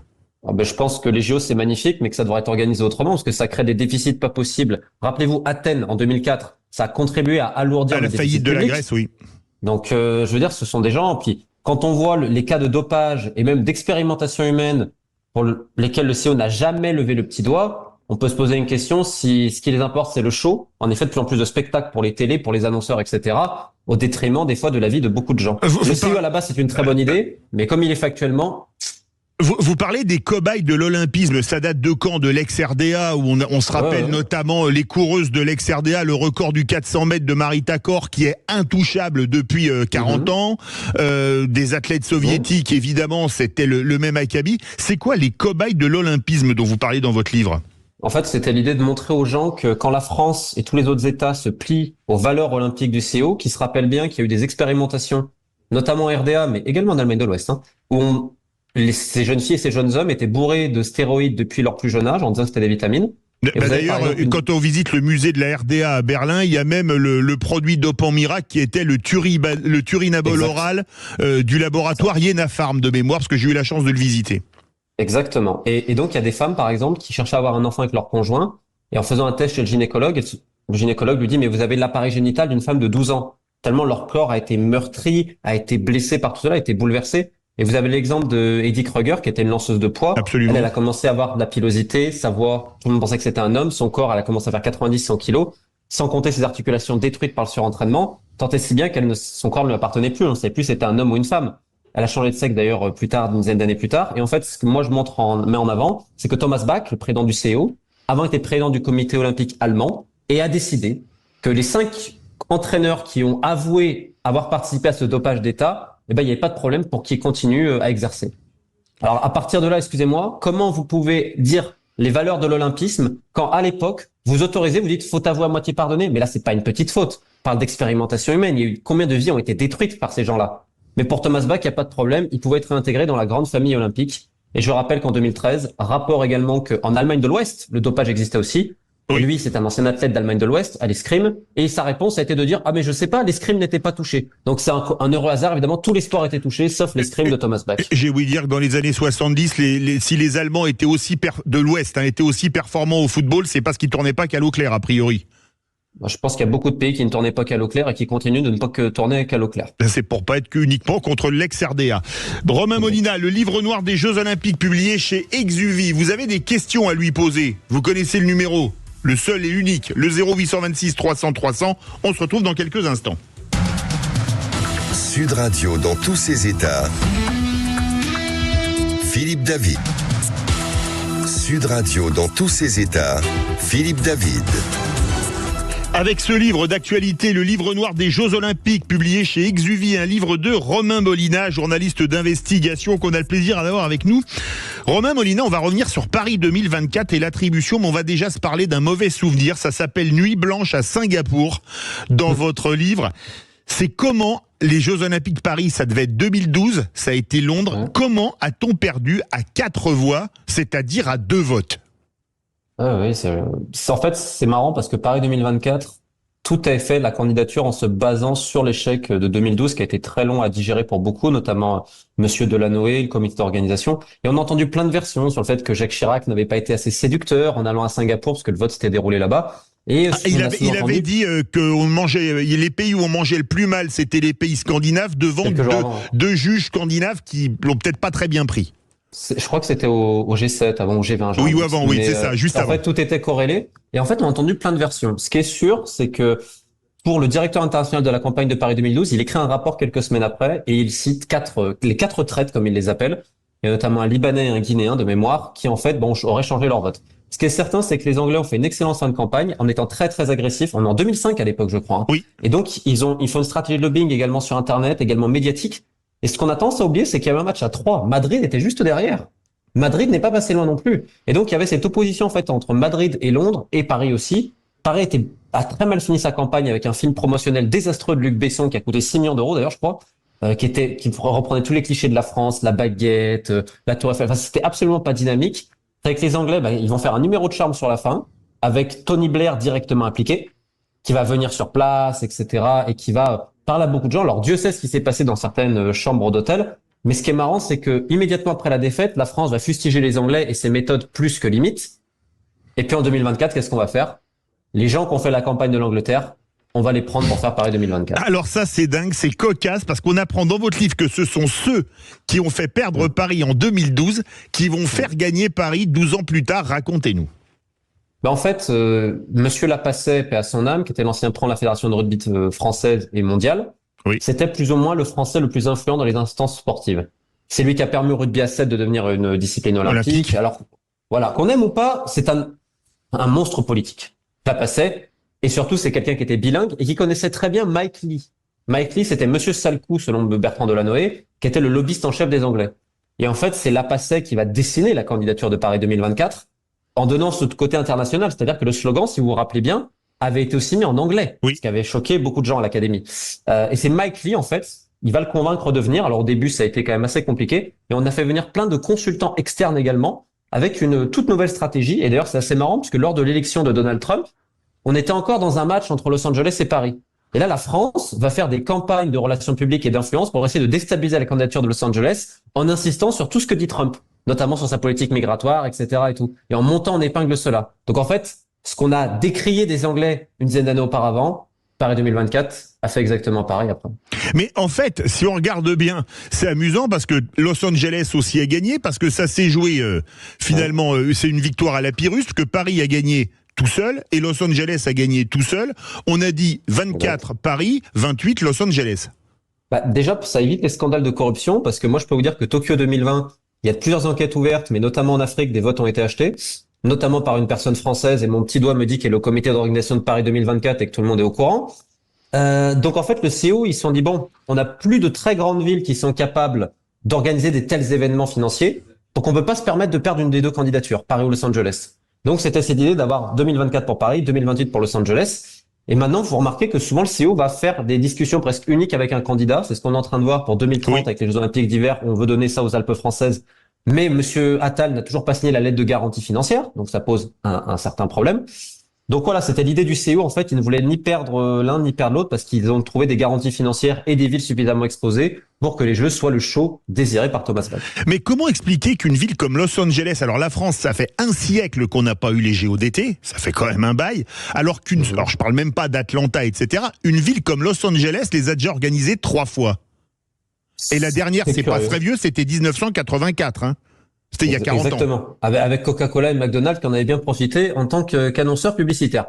Exactement. Après, c'est une question de finance aussi. La France a souvent été candidate. Hein. Rappelez-vous, on a essayé de mettre Lille à la fin des années 90. Il y avait la candidature de Paris 2008 qui avait été un four absolu. Donc, Paris avait candidaté plusieurs fois. Le problème, c'est que souvent, les dossiers n'étaient pas bons. C'est comme Annecy qui candidate pour 2018 pour les Jeux Olympiques d'hiver. Un désastre absolu. Mais alors, quand je dis absolu, c'est absolu. Qui est terminé, je crois, par le frère de Becbédé, qui était au MEDEF, parce que Edgar Gros-Piron avait démissionné. Enfin, ça avait été une catastrophe sous la présidence de Nicolas Sarkozy. La vérité, c'est que souvent, on fait des dossiers un peu brinque-ballant quand même. Tandis que le dossier 2024, alors encore une fois, ça pose problème, c'était un dossier qui était mensonger, parce qu'on remarque entre le dossier de base et ce qu'il y a eu, on a fait un mensonge. Néanmoins, la campagne, notamment en termes de lobbying et tout le reste, elle était très très bien faite. Ça réagit au 0826 300 300, direction les Yvelines. Bonjour Karine. Bonjour à tous. Bonjour. Bonjour à tous. C'est Karim, pardon. J'avais noté Karine. Alors Karim, toutes mes excuses. Il y a aucun mal. Je me disais, Karine a une voix un peu masculine. C'est pour ça. Un peu bizarre. C'était avant l'opération. On vous écoute. C'est gentil. Donc Romain nous indique dans son livre que des dépenses inconséquentes ont été effectuées. Moi, je suis dans l'entreprise, j'ai une petite entreprise privée, et lorsqu'on fait des bêtises, on est sanctionné. Et je voulais donc apporter ma touche sur le principe de responsabilité. Est-ce qu'il est possible de savoir, ma question est simple, est-ce qu'il est possible de savoir quelles sont les personnes qui ont apposé leur signature sur ces contrats et ces dépenses inconséquentes? Eh bien, écoutez, Karim, restez avec nous. Karim des Yvelines, on va faire réagir Romain Molina. Vous avez entendu la question. Qui a signé et est-ce qu'on est dans l'olympisme comme dans la politique, responsable mais pas coupable? Mais la question, elle est excellente parce qu'à un moment donné, il y a des gens qui vont devoir payer pour ça. Et si vous vous rappelez bien, Amélie Oudéa-Castéra avait houspillé Pierre Moscovici quand ce dernier à la Cour des comptes avait déjà annoncé qu'elle allait avoir un déficit. Elle avait dit non, mais les Jeux paient les Jeux le lendemain. Ivre de rage. La question, en effet, c'est qui signe et pourquoi? On pourrait revenir sur les appels d'offres, comme je vous le dis. Il faudrait voir l'influence de Monsieur Taubois, qui vient du badminton, au comité d'organisation, qui a eu une influence absolument colossale sur beaucoup de choses. Voir la responsabilité de Tony Estanguet, mais bon, il était visiblement trop occupé à gérer des affaires privées. et puis également du ministère. Parce qu'à un moment donné, il faut quand même regarder. L'État, est-ce qu'ils ont regardé? Je veux dire, on ne peut pas valider décemment, comme vous avez dit tout à l'heure, moi je ne suis pas dans le BTP, mais un écart de 90 millions pour quelque chose qui est 3 fois moins grand, pas possible. Donc soit à l'arrivée, soit au départ, il y a un problème. La question, en effet, qui a signé? Honnêtement, les contrats ne sont malheureusement pas disponibles. Donc je ne sais pas qui a signé sur le papier, je ne sais pas si c'est le président du comité d'organisation. C'est une vraie question. Par contre, il y a une responsabilité énorme parce qu'on a dépensé de l'argent à tort et à travers. Et vous verrez que ces gens-là ne seront jamais traduits en justice, qu'il n'y aura absolument aucun problème et qu'on va dire que tout va bien. Karim, vous voulez réagir? Oui, bah écoutez, ça correspond à ce que je pensais, c'est-à-dire que c'est notre argent finalement qui est utilisé par ces personnes-là, et il n'y a aucune responsabilité à la fin. Nous, dans les petites entreprises, lorsqu'on fait des bêtises, la banque nous appelle dès qu'on dépasse 2000 ou 3000 euros de découvert, oui. Et là, on parle de 90 millions et personne n'appelle et ça n'inquiète personne. C'est un peu navrant, c'est un peu triste, mais on a l'espoir qu'un jour ou l'autre, des personnes seront mis, devant leurs responsabilités et pourront répondre de ça. Devant la justice, peut-être. On va faire réagir Romain Molina. Merci Karim. Oui, c'est un peu comme La Fontaine il y a quelques centaines d'années, selon que vous serez puissant ou misérable, etc., etc. Ça, c'est la version Sardou beaucoup plus récemment. La vraie question, c'est aussi quel est le rôle du ministère et d'Amélie Oudéa-Castéra, qui a été nommée présidente des audits de Paris 2024. Alors, il faudra m'expliquer pourquoi. Et on voit dans son ministère le nombre d'affaires qui sont mises sous le tapis. Je vais simplement poser une question à vos auditeurs. Est-ce que vous trouvez normal que la Fédération française d'escrime est sous inspection générale depuis 16 mois et que le rapport ne soit toujours pas sorti? Je ne savais pas qu'il fallait autant de temps pour inspecter une fédération d'escrime qui a une quinzaine de salariés. Ah oui. Parce qu'avant les JO, faut rien dire. Donc, comment, d'un côté, vous avez un ministère qui couvre un nombre d'affaires absolument incalculable et qui dope d'argent public toutes ces fédérations dont on ne parle pas? L'ANS, l'Agence nationale du sport, en train de doper toutes ces fédérations, la lutte, l'escrime et que sais-je encore, qui ont des déficits absolument exécrables, où les athlètes sont méprisés et le ministère ne dit rien. Et c'est cette même personne qu'on a mis en charge des audits pour Paris 2024. C'est beau quand même le recyclage. Alors, merci Karim des Yvelines. On prend en direction le Grand Ouest, direction Nantes. Bonjour, j'ai pas entendu le prénom, c'est Frédéric de Nantes. Bonjour Frédéric. Frédéric ? Allô? Ah, on a un petit problème. Allô, Frédéric? Ah, la ligne a sauté, on rappelle Frédéric.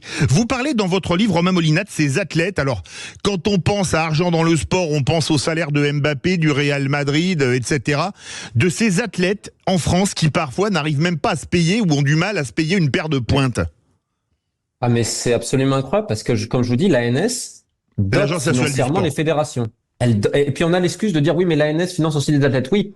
On dit les potentiellement médaillables. Le problème, c'est qu'en fait, on fait un choix, des fois assez trouble, et après, à un moment donné, il faut quand même une redistribution aussi de certaines fédérations. Moi, ce qui m'a le plus choqué, c'est le canoë-kayak. Parce qu'aujourd'hui, si vous êtes en équipe de France jeune du canoë-kayak, ils demandent aux parents de participer financièrement pour une compétition. Mais attendez, mais l'argent, il va où? Où va l'argent? Parce que je crois que les dirigeants, eux, ils reversent pas quand ils partent en première classe et en hôtel 4 ou 5 étoiles. Là, on a la fédération de lutte qui est déjà sous plan de sauvegarde, qui a un déficit absolument abyssal, qui récupère 2,5 millions, je répète, 2,5 millions d'euros de subventions par an pour cette année olympique. Et alors qu'on a des plaintes au procureur de la République pour faux, usage de faux et emploi fictif. Ça ne pose aucun problème à notre ministère qui dope ces fédérations. Et les athlètes, c'est toujours la dernière roue du carrosse. En athlétisme, combien ont dû faire une cagnotte pour essayer de subvenir à leurs besoins? Je ne dis pas qu'on peut subvenir aux besoins de tout le monde. À un moment donné, il faut une discussion, il faut quelque chose. Excusez-moi, en athlétisme, à part les perchistes qui ont un équipement assez cher, parce que je pense que les poids, les javelots et les marteaux, c'est fourni, mais en athlétisme, une paire de pointes, ça coûte pas très cher, théoriquement. Et surtout qu'on est sponsorisé. Je veux dire, normalement, il pourrait avoir, je crois que c'est à peu près 150-200 euros minimum, et vous les changez peut-être 2 ou 3 fois dans l'année. C'est quand même aberrant que certains qui font partie du groupe France, je vous parle de gens qui font partie du groupe France. Oui. Je parle pas des gens... entre guillemets lambda. Je parle de l'élite quand même en France, parce que quand on est dans les 20-30 meilleurs en France, même dans les 10 meilleurs en France, on fait partie de l'élite. On est un sportif d'élite. Et ben ces gens-là, non, ils ont strictement rien. Voir le nombre de cagnottes qu'ils ont fait. Et le pire, c'était lors des derniers championnats d'Europe à Rome. La fédération d'athlétisme française s'était trompée. Les athlètes n'avaient pas été enregistrés à temps. Finalement, la fédération internationale les avait enregistrés en soulignant l'amateurisme de la fédération française. Des athlètes l'avaient critiqué. Et qu'est-ce qui s'est passé? Ces mêmes athlètes ont été traduits en conseil de discipline par la fédération d'athlétisme française, qui visiblement se prend pour une dictature qui ne dit pas son nom. Romain Molina, journaliste indépendant, auteur du livre noir des Jeux Olympiques publié chez Exuvie. Vous êtes avec nous jusqu'à 14h. On se retrouve dans quelques instants et on a retrouvé Frédéric de Nantes qu'on prendra directement à l'antenne. Sud Radio dans tous ses états. Philippe David. Sud Radio dans tous ses états. Philippe David. Et on a le plaisir de recevoir Romain Molina pour son livre, le livre noir des Jeux Olympiques, publié chez Exuvie. Et on a retrouvé Frédéric de Nantes. Bonjour Frédéric. Bonjour à tous. Merci de me prendre. Avec plaisir. J'avais une question pour Monsieur Molina. Est-ce que vous pensez qu'un jour, il sera possible que la haute autorité de lutte contre la corruption, le parquet financier, la Cour des comptes, etc., se saisiront de tous ces problèmes que vous avez soulevés dans votre enquête et que l'on pourra mettre à jour tout ce qui n'est pas clair dans toute cette affaire? Eh bien, question à Romain Molina qui va vous répondre immédiatement. J'espère parce qu'il y a plein d'affaires. En fait, il y a une double affaire. Il y a évidemment l'organisation des Jeux, tout ce qui se passe en termes financiers, et puis il y a l'autre point dont personne ne parle, c'est le fait qu'il y a une volonté étatique de fermer le couvercle sur toutes les affres du sport français, et donc notamment sur toutes ces fédérations qui ont des dérives. Je vais vous donner un exemple tout bête. On parlait de l'escrime, vous savez, c'est le premier pourvoyeur historique de médailles pour la France. Absolument. Son président, c'était Bruno Gare, qui est un ancien conseiller au sport de Laura Flessel, et qui est aujourd'hui retourné dans la politique à Rodez. Bon. Bruno Gare, il a démissionné en septembre 2023, et comme je vous ai dit, il y a un audit qui est lancé depuis 16 mois, dont on n'a toujours pas les résultats. Ce qui est quand même très, très bizarre, parce que la Fédération française de foot, on a mis 4 mois pour faire l'audit, mais passe encore. Il est sorti dans la presse de Rodez, je ne dis pas de bêtises, des courriels confidentiels, expliquant que Bruno Gare avait utilisé la carte de crédit de la Fédération française d'escrime pour faire des fausses factures Airbnb, et pour notamment réparer le véhicule de sa femme, aux frais donc de la Fédération d'escrime. Et donc, c'était Bruno rend l'argent, à peu près 10 000 euros. Il a commencé à rendre à peu près 5 000 euros. Lui, l'intéressé, ne répond à rien. Mais la question que je vous pose, c'est normalement, on a quelque chose dans le Code civil, ça s'appelle l'article 40, non? Et que dit l'article 40? Et que pour non-dénonciation de crime, ou de potentiel méfait vis-à-vis du procureur, c'est passible de 3 ans de prison et 30 000 euros d'amende, si je dis pas de bêtises. Alors, je pose la question, pourquoi personne à l'intérieur du ministère, l'inspection générale, lorsqu'on a ce genre de soucis, et même à l'intérieur de cette fédération d'escrime, pourquoi personne n'a déposé un dossier? Est-ce qu'on a le droit, donc, sincèrement, de ces fédérations dopées par l'argent public, qui utilisent cet argent non pas pour le sport, mais pour des réparations d'une voiture, pour des fausses factures Airbnb ou que sais-je encore, d'une hauteur de 10 000 euros? Est-ce que c'est tolérable? Et pourquoi ces gens-là ne sont pas traduits en justice? Après, on verra ce que la justice en dira, mais au minimum, faire la procédure jusqu'au bout. Bah non, on fait l'autruche. Donc, il y a à la fois les gros problèmes liés à Paris 2024, et il y a aussi tous ces problèmes liés au financement de ces fédérations qui sont dopées par l'argent public, et qui ne rendent aucun compte à personne. Merci Frédéric, vous avez une autre question à poser? Non, je me demandais si ces instances que j'ai citées, qui devraient se saisir de ça, ne réservaient pas leurs actions à certaines personnes ou à certains courants politiques. Merci beaucoup Frédéric de Nantes. Alors dans votre livre et dans votre vidéo de présentation du livre, Romain Molina, vous parlez des drones de surveillance, des restrictions de droits, d'interdiction de manifester. Vu ce qui se passe aujourd'hui, on peut craindre des manifestations puisque déjà certains syndicats disent qu'il faut faire la grève en vue des Jeux Olympiques. Est-ce que ça va être tenable ?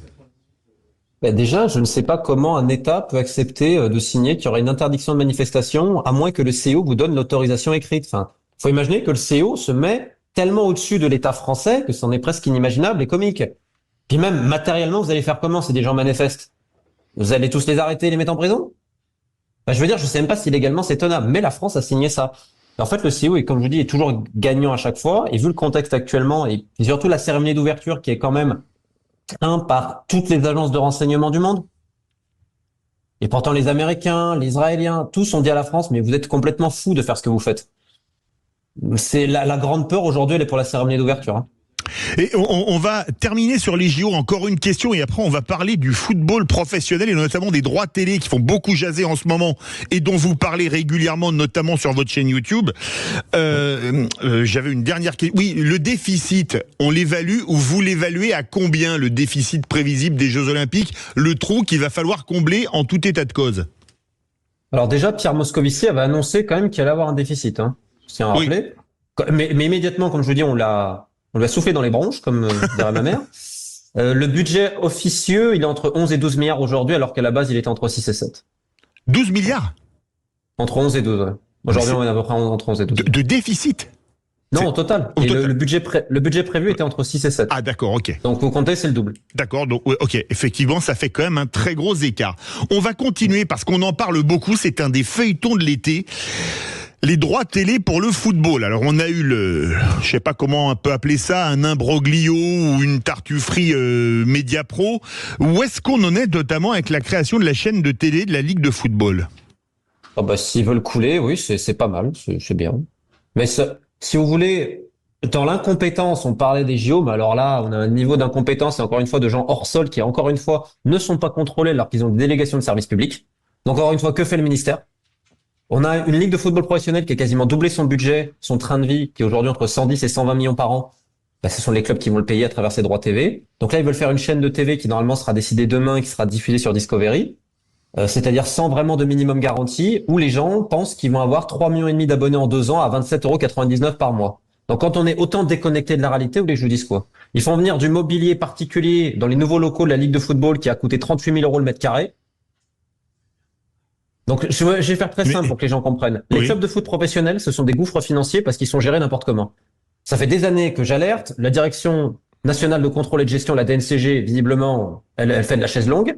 Vous avez un club comme Montpellier. C'est magnifique, Montpellier. 52 millions de revenus, masse salariale de 51 millions. Mais d'où vous avez ça? D'où, quand vous générez 52 millions de revenus, votre masse salariale, c'est quasiment 98% de vos revenus. Donc, avant de vendre des joueurs, ils perdent à peu près 20 millions par an. C'était en comptant les aides, notamment d'un fonds d'investissement qui s'appelle CVC et les droits TV. Là, avec toutes les baisses qu'il va avoir, ces clubs, au lieu de perdre 20 millions par an, ils vont en perdre 40 sur un contrat de 5 ans. Donc, chez moi, ça fait 200 millions. Donc, ils vont couler. Tous les clubs moyens intermédiaires. Donc, il va falloir vendre tous les joueurs. C'est fini. Les clubs étrangers savent très bien la situation des clubs français, donc c'est fini. Donc on peut le faire une année. On peut le faire une année. On peut pas le faire 2 ans, ni 3 ans, ni 4 ans. Donc ils se sont mis la corde autour du cou. Et pendant ce temps, la Ligue de football professionnel, elle continue de vivre sur un train de vie absolument royal. Mais personne ne dit rien. La fédération ne dit rien, le ministère ne dit rien.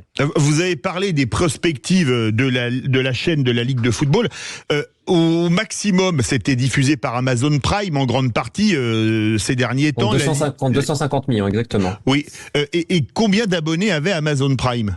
Pas énormément, parce que c'était pas bénéficiaire. Donc, imaginez, c'était pas profitable pour eux. Donc là, on a les génies du marketing de la Ligue qui ont jamais fait de télé payante. Surtout aujourd'hui, à l'heure de l'IPTV et du piratage, c'est quand même, les données sont différentes. Déjà, on demande aux Français qui aiment le sport, si vous voulez les Coupes d'Europe, faut vous abonner à Canal, si vous voulez autre chose, faut vous abonner là. Enfin bref. Faut s'abonner à BeIN, faut s'abonner à Canal, faut s'abonner à tout le monde en fait. Maintenant, pour voir du foot. Honnêtement, 27,99 €. Mais et ils pensent qu'il va y avoir des millions de gens qui vont venir. Et quand vous avez autant de bêtises devant vous, des fois, je me pose des questions. Je me dis, mais comment on peut être aussi bête? Et est-ce qu'il y a un vrai risque qu'on commence la saison? C'est dans quelques semaines, ça va aller très vite. Ils doivent se décider demain. Oui, mais est-ce qu'il y a un risque qu'on n'ait pas de diffuseur? Mais ça aurait été souhaitable. Parce que vous faites péter le système. Alors oui, le nouveau sponsor McDonald's, les sponsors n'auraient pas été contents pendant 1 ou 2 journées. Mais là, l'idée de sauvegarder un système qui est complètement déficitaire et qui va encore une fois demander à l'État, donc aux contribuables, des aides, et qui va encore faire plus de dettes et plus de prêts, est-ce que c'est souhaitable? Pas du tout. Donc demain, ils doivent se décider pour l'œuvre de Discovery, parce que l'ultimatum était pour le 12 juillet. Oui. Donc l'idée, c'est de diffuser cette chaîne sur Discovery. Discovery gardera une partie forcément des 27,99 parce qu'ils ont l'abonnement max. Qui va payer les coûts de production? Enfin, qui va payer le train de vie de la Ligue? Enfin, c'est du suicide professionnel. Mais sans les rentrer en 1 minute, est-ce qu'on risque vraiment une faillite du football français? Des clubs intermédiaires de Ligue. Des clubs intermédiaires de Ligue 1. Des 3/4. Parce qu'en fait, les gros, ils vont récupérer sur les droits internationaux sur d'autres choses. Les clubs moyens qui ne sont pas en Coupe d'Europe, les Montpellier, les Nantes, les Reims surtout, eux, je sais pas comment ils vont survivre parce qu'on rappelle que le contrat, là, on voit que cet été, multiplié par 5 années. Et vous imaginez, quand je vous dis le déficit, 35 millions x 5, 40 millions x 5, ce que ça fait. Ah oui, c'est absolument énorme. Merci beaucoup, Romain Molina, auteur du livre noir des Jeux Olympiques, publié chez Exuvie, qu'on trouve dans toutes les bonnes librairies et sur toutes les bonnes plateformes de France et de Navarre. C'est bien ça? En théorie, oui, sur les plateformes, etc. Ils peuvent le commander à la Fnac, Amazon, de partout et en librairie, tout à fait. Et a priori, il marche très fort depuis lundi. Merci beaucoup à vous. On pouvait pas terminer l'émission sans saluer un des faiseurs de cette émission, Berkoff dans tous ses états, puisque c'est sa dernière aujourd'hui avec nous. Alors Esteban, ça fait quel effet? Il mérite des applaudissements. Le studio s'est rempli. Merci Philippe. Écoutez, très heureux d'avoir partagé cette dernière semaine avec vous. Plaisir réciproque quand j'avais le bonheur de remplacer André, même si j'adore les vraies voix, évidemment.